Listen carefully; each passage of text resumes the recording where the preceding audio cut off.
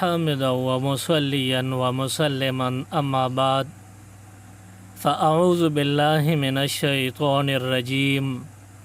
بسم الله الرحمن الرحيم يا أيها الذين آمنوا توبوا إلى الله توبة نصوحا صدق الله العظيم. قابل قدر قابل احترام مشرانو کشرانو رونو او د خپلو کورونو په چار دیوارو دننه ناست پرده نشینو خویندو میندو کم آیت کریمه ستاسو وړاندې ما تلاوت کو. په دې آیت مبارک کې الله رب العالمین مونږ او تاسو ته د توبې د ویستلو حکم را کړی دی چې مونږ او تاسو توبه وباسو او ځان په الله تعالی وبخو، ځان په الله تعالی معاف کو. رب ذوالجلال فرمایلی دی یا ایها الذین آمنو اے ایمان والو توبو الی الله توبة نصوحا، تاسو الله ته توبه وباسه او داسې توبه چې پخا توبه وي. توبو الی الله، توبه وباسه الله ته، توبتن داسې توبه نصوحا چې اغا پخا او کلک توبه وي. امام قرطبی رحمت الله علیه د لفظ نصوحا درش اقوال د علماو په دې کې ذکر کړی دي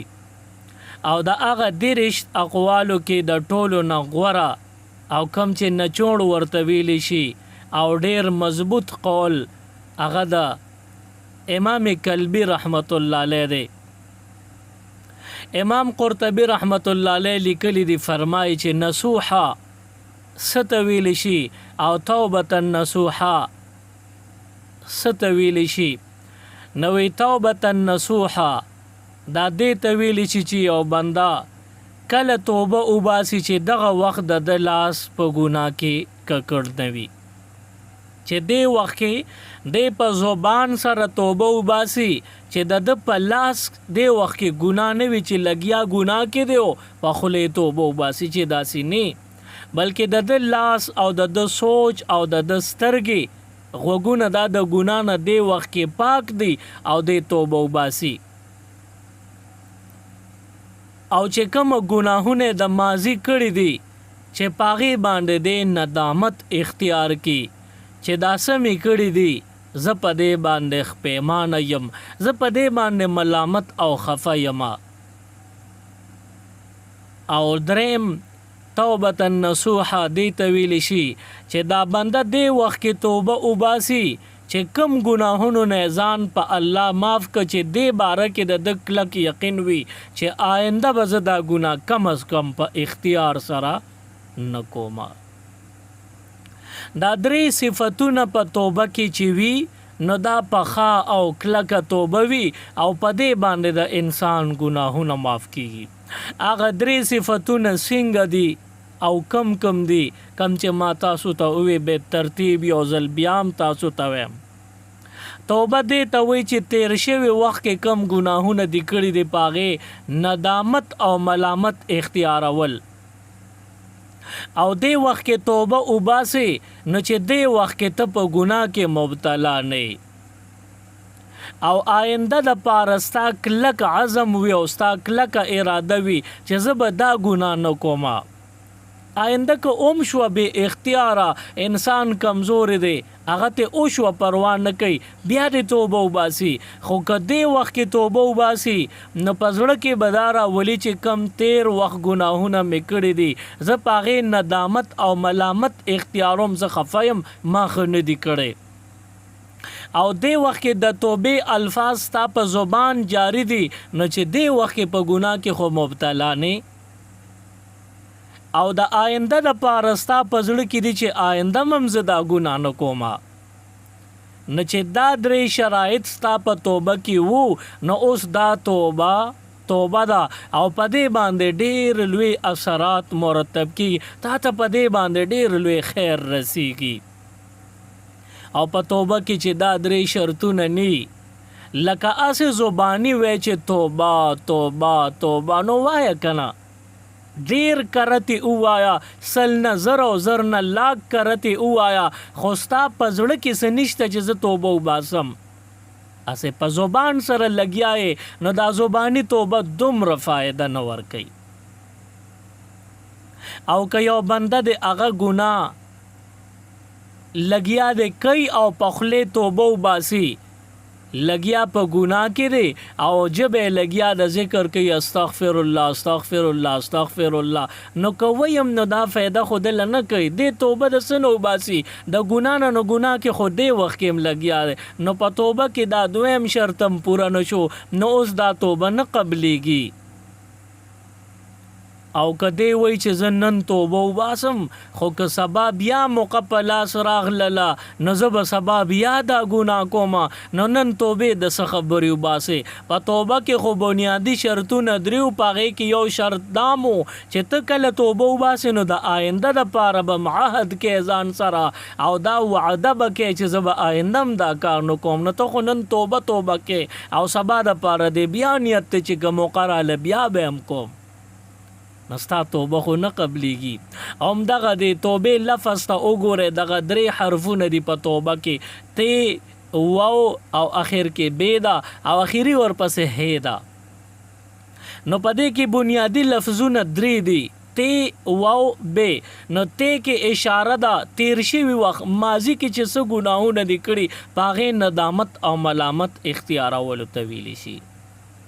او ورپسې واو کې اشاره وقت موجوده طرف ته ده یعنی حال کې ته به ګناه نه کې لاس د ګناه نه به پاک ساتې ورپسې بې باقی مانده زندګۍ کې ستا به کلک نیت او اراده وي چې زه به باقی مانده زندګۍ کې کلم ګناه نه کومه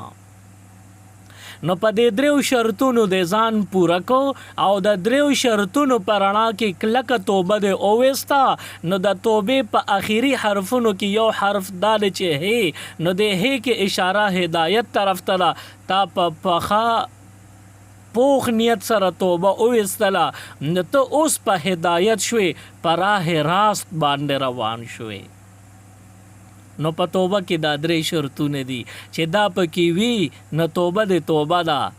او که دا پکې نی نو اسې ځان ستړی کې اسې توبه وایه نو دغه توبه به هم درپسې خاندي پخوا په زمانه کې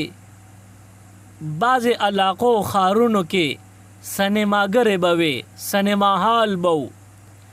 نو خلق به فلمونو کتول او ډرامو کتول تلل نو د هغې مخې ته به یو کس ناستو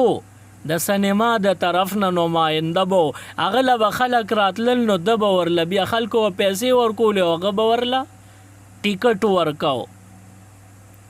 نو داسې ډیر خلک په قطار کې ولاړو نو یو حاجي صاحب هم پکې ولاړ دی وی لاس کې تسبیح دی ټک د دانې نه وباسي استغفر الله استغفر الله استغفر الله او بل لاس یې داسې مخکې نیولې دی چې ټیکټ پکې راکا نو دا توبه اس کله کارګر نه ثابتېږي په دې توبه باندې ستا ګناهونه نه معاف کېږي بلکې دا توبه هم تا پورې خاندي د فارسی یو شاعر دی هغه وی صبح برکف توبه برلب دل پر از ذوق گناه معصیت را خند میں آید ز استغفار ما صبح برکف ستا پلاس کې تسبیح دی توبه برلب او پجب توبه وی صبح برکب توبه برلب دل پر ذوق گناه او زړه کې د ګناه شوق پروت دی اړه دې ډک دی د ګناه د شوق نه معصیت را خند می آید ز استغفار ما هغه ګناه هم تا پورې خاندي هغه استغفار هم د پورې خاندي وی دا توبه د سکے نو د دې وجنا د توبې دغه درې شرایط پیژندل او په ځان کې راوستل پکار دي نو چې مونږ او تاسو توبه وباسو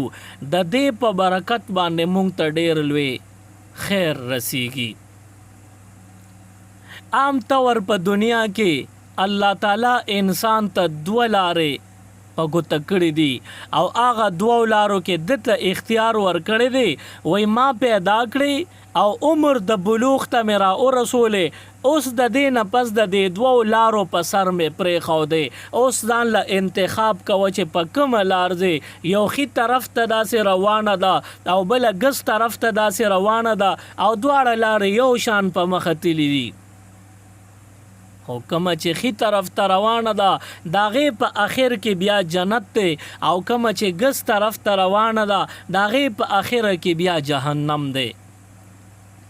نو دته الله تعالی اختیار ورکو وای د دې دوو لارو په سر باندې ما کوز کړې پرېښودلې ستا انتخاب دی که ته په کومه لار تلل غواړې روک ټوک در باندې نشته ستا خوښه ده او ستا مرضي ده په کومه لارم ځې خو یاد ساته په کومه لارم چې لاړ شي آخر کې یو ځای کې به ودرېږي او هلته به بیا ماله پوره حساب راکې نو کدی په ښي طرف باندې په دې راه راست باندې لاړ نو دا لار نیغه تلې د آخر کې بیا جنت پروت دی او که په ګس طرف باندې لاړ نو آخر کې د دې لارې په انجام کې بیا جهنم پروت دی د ده خوښه چې دی جنت ته تلل غواړي او که جهنم ته تلل غواړي خو یاد ساته که دې بنده د عمر د بلوغ نه پس الله تعالی په دې لارو سر باندې ودرو او دته وی چې ستا خوښه په دې ځای که په دې ځای په کوم هم چې ځای نو دی خو روان شو د نن نه مزل شروع کو او څه ډېره زمانه د مزل وکړو او دومره مزل یې وکړو چې دی شاته ځان پسې ګوري چې ما شاته منزل څومره لرې پرېښودو نو ده ته په نظر هم نه راځي چې ما څونه مزل کړی دی یو بنده یو څو قدمه مخکې لاړ شي نو چې شاته وګوري د کوم ځای نه را روان شوي او ته ښکاري خو دې مسلمان بنده مزل کړی دی په یو نیغه لار باندې او هغه مزل یې دومره زیات وکړو چې په شا ګوري نو ده ته خپل منزل په نظر نه راځي چې د کوم ځای نه زه را روان شوی ډېر مزل یې وکړو اوس آخر کې دته احساس شوی دی چې دا لار د ښه ده نو خو به ډېره ښه شوه او که خرابه ده نو دی اوس محسوسوي چې ما ښه نه دي کړی یعنی دته پته ولګېده چې ته د جهنم په لار روانې د دې لارې په اخره کې بیا جهنم دی نو دی په دې باندې توبه تایب شي او دی وی ما خو ښه نه دي کړی دی نن ملامته دی او دی نن خفه دی چې دا څه مې کړي دی او کم مزل مې کړی دی زه په دې پښیمانه یم ستومانه یم دی به اوس څه کوي نو ظاهره خبره ده چې دی به اوس را واپس شي څونه مخکې تللی دی نو دی به واپس راځي او بیا به راتاویږي د نیکو دی لار ته او بیا به پې مخکې ځي نو د ده وخت څومره ضایع شو ډېر وختونه ضایع شو ګوره 10 کاله د مزل د ګناه په لار کړی دی نو هغه 10 کاله به دی واپس په شا راځي نو 10 کاله نور ضایع شو 10 کاله پتلو 10 کاله واپس پر راتلو نو 20 کاله شو او بیا د نیکۍ د لار ته چې راغی نو هغه کم کس چې ته مخکې روانو نو دی به هغه پسې څنګه ځان رسي هغه پسې خو کلم نه رسي خو کم از کم 10 کاله چې نور مزل وکړي 13 کاله شو دونه عمر به د ویو که به نی باقي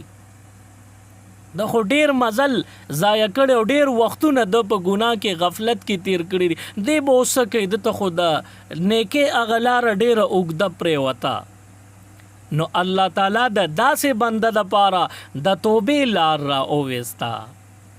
تاسو کې هر چا خو نه خو د بعضې خلکو پخوا په زمانه کې موسم پاکستان کې بعضې علاقو کې د ریلوے سسٹم موجود دی اوسم د ریلوے په دی پاټلې باندې چې وګوري یو گاډي مخامخ روان وي او بل ول د هغه طرف نه په مخ راشي دی به اوس کوي یا به حادثه کیږي او یا بدوی یو بل لار ور کوي نو بعضې ځای کې پاټکونه وي او هغې کې یو پایه وي هغه پایې لږ یو کس راشي د ریلوې چې کم ملازمین هغه پایه تاوی نو یو بل چې کم دوه ریل ګاډي مخې له ورځي نه دوی ته دغه ریلوې چې کم ملازم مقرر کړی دی هغه خوا کې ولاړه پایه دغه تو کې نو دا پاټلی یو بل نه داسې جدا شي نه بیا دواړه په دې یو بل له مخې له نه ورځي بلکې یو بل سره خوا کې اوورټیک وکړي یو بل د حادثې نه په مخه ورتلو نه بچ شي دا توبه دغه کار ورکوي چې کله انسان د ګناه په لار سه منځه پورې مزل کړی دی او ګناهونه ډیر وکړل نن ورته احساس وشو چې تا خو ډیر ګناهونه کړي عمر دې تباه کړی دی او په غفلت کې دې تیر کړی دی نه دی به څه کوي توبه وباسي او را واپس بشي او بیا به د نیکۍ په لار ځي نو داسې نه ده بلکې دته الله تعالی د توبې الفاظ ورکړل وی په دې الفاظو باندې ځان په الله او بخو د الله نه معافي وغواړه ټول ګناهونه به دې معاف شي داسې شوله که ریل ګاډی چې یو بل په مخه ورځي او ناګانه یو بل نه مخکې رستو اړخ بدل کړي او اوورټیک وکړي او همدغه شان دا توبه دغه کار ورکړي د ګناه په لار روانې شاته یو قدم هم مزه بلکې ناګانه د ښي طرف د جنت د لارې ته راوړه چې توبه دی وستا نو د ګناه د لارې نه په دغه ځای راوړی دی د نیکۍ لارې ته تا ته څونه مزل بچ شو په شا د تلو نه بچ شوې واپس د جنت او د نیکو په لار راتلو کړو نه بچ شوې چې کوم ځای پورې مزل کړی دی همغه ځای کې ډایرکټ د جنت لارې ته وړی دی څونه مزل چې جنتیانو کړی هغه مرتم مخکې تللی او ستا لار د ګناه وه او بیا هم الله د توبې په برکت د هغې طرف نه دی بل طرف د نیکانو خلکو لارې ته راواړولې نو ته به وایې چې شاته ماضي خو ما ډېر په ګناه کې تیر کړی زما ماضي خو د ګناه داغداره ده زه به څه کوم نو اوس وګوره شاته چې په شا دې وکتل نو ته د نیکۍ په لار کې ولاړې نو شاته خو خلکو نیکۍ کړي دي او تا خو نیکی نه که تا ګناهونه کړي دي نو حدیث مبارک کې راغلی دی ښکلی پاک پیغمبر صلی الله علیه وسلم مبارک ارشاد کې فرمایلی دی وی چې کوم بنده په صدق دل سره توبه وویستا په صدق دل سره الله نه معافي وغوستا نه دی چې شاته وګوري نو چې د 1,00,000 ګناهونه کړي هغه 1,00,000 ګناهونه معاف شي او د هغې په ځای هلته 1,00,000 نیکۍ به درته میلاویږي گویا چې د ازغي کرلی دي او په هغه ازغو کې صرف ګلونه دته مخامخ شو د ګناهونه کړي دي او هغه ګناهونو د شمیر مطابق دته نیکۍ ملو شوي په عملنامه کې ګناه اړو شتانه توبه دغه کار ورکوي مونږ ته په دې باندې ډېر لوی خیر را رسیږي د دې په وجه باندې مونږ به د ګناه نه ځان ساتو خو داسې نه انسان خامخا خطا کیږي تیروزي د ده نه ګناه کیږي نو چې ګناه درنه وشوه نو توبه پې وباسه عملنامه کې توبه ګناه مه ساته د دې څه پته لګي کیدی شي چې انسان وفات شي او توبې په تمه لري چې زه به سبا له توبه وباسم اکثر خلک وایي د راروان جمعې نه به زه توبه وباسم نو که راروان جمعې ته پاتې نه شي بیا به څه کې سبا له به توبه وباسم سبا ته ونه رسېدې بیا به څه کې نو هر وخت د ګناه نه ځان ساته خو انسان دی خامخا د ده نه خطا کیدی شي ممکنه ده نو چې دی خطا شي او ګناه وکړي نو سمدستي د دې توبه مو یا الله زما توبه بیا به داسې نه کومه اوس په دې توبه باندې الله تعالی په ده باندې رحم کوي او بیا د توبې ویستلو دپاره ډنډورغه ګولم ضروري نه دي چې ته به اوس په دنیا کې اعلان کې چې ما توبه استدو په زړه کې پټ الله تعالی سره مناجات وکا په زړه کې په اخلاص وای الله زما توبه بس دغه هم تعالی کافی ده په دغه باندې الله ستا توبه قبلی ګناهونه معاف کوي او تعالی نیکۍ درکوي ستا د ګناهونو تبدیلی کوي په نیکو سره ستا ګناهونه ټول بدل شي نیکۍ ترې نه جوړې شي نو توبه په صدق دل سره وستل پکار دی مونږ او تاسو اکثر په زبان سره توبه وباسو خو دا وقتی تور توبه دام کلک نیتی چې بیا مم دا ګناه کوم په خط توبه نو ما سم غنی زب بیا کوم سو غل چې پغلا کې گیر شي نو دی بیا پوزم را کاږي او توبې مو باسي خو که لګي د سترګو اخوا کې نو بیا لګیا شي او موقع ګوري چې غلا وکم نو دغه وخت کې ستا توبې فائدہ مند نه دي ستا په توبه باندې کار نه کیږي فائدہ نه ملاويږي ته په اخلاص سره توبه وباسې نو دړه نه توبه وباسه مونږ ایمان مفصل او ایمان مجمل زده کړی دی. په هغې کې دی اقرار باللسان و تصدیق بالقلب. زمونږ اقرار په ژبه باندې وي چې څه خبره کوو په ژبه کوو، و تصدیق بالقلب خو د زړه نه کوو. په زړه کې مونږ دغه فیصله وي، په زړه کې زمونږ دغه اراده وي، په زړه کې زمونږ دغه خبره وي او په خولې یې صرف ادا کو، زبان ته حواله کو. نو مونږ به توبه وباسو په زبان سره، خو د دې په شا په زړه کې د توبې هغه شوق به وي، د معافی غوښتلو هغه التجا به وي. الله تعالی ته به زاری منت او فریاد کوو او دا به د زړه نه توبه غواړو، معافي به غواړو. اوس چې تا توبه وویسته، په دې کې ډېر لوی زور او ډېر لوی اثر دی. د موسی علیه السلام په دور کې قات راغی، بارانونه بند شو. نو موسی علیه السلام له قوم راغی او ورته وی چې ته لږ بهر وځه او د الله تعالی نه وغواړه چې باران وشي، قات دی. موسی علیه السلام ځان سره ټول قوم را وویسته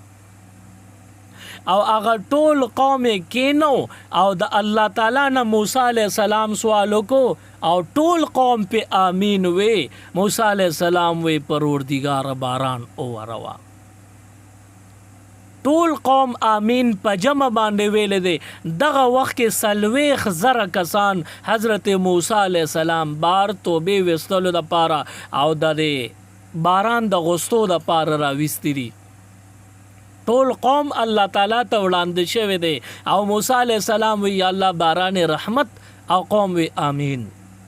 خو باران اونشو. نو موسی علیه السلام خو کلیم الله دی، الله تعالی سره خبرو کولو والا دی. نو الله نه تپوس کوي پروردگار ما نه خفای کدا سه څه شوي دي چې نور کله به مې ووی چې باران وکا، نو تا به باران زما د دعا سره سم را ورولیو. نن مې په خپل اووی او 40,000 قوم مې را بار کړی دی، هغوی په امین ویلی دی. نو تاړو بارانو نه کو وجه سره الله تعالی ورته فرمایي وایي ستا په دې قوم کې یو داسې بنده دی چې هغه ګناهګار دی او دروغګو دی، دروغ ډېر وایي. د دې په وجه باندې نن باران زه نه وروم، د چا سوال نه قبلوم، باران نه کوم.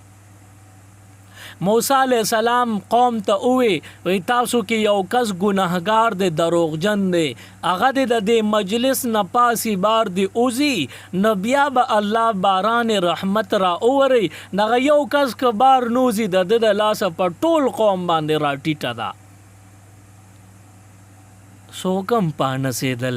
موسی علیہ السلام بیا الله ته وی پروردگار باران. الله تعالی ته فرمای باران نکوم په دې مجلس کې یو دروغجن ناس دی،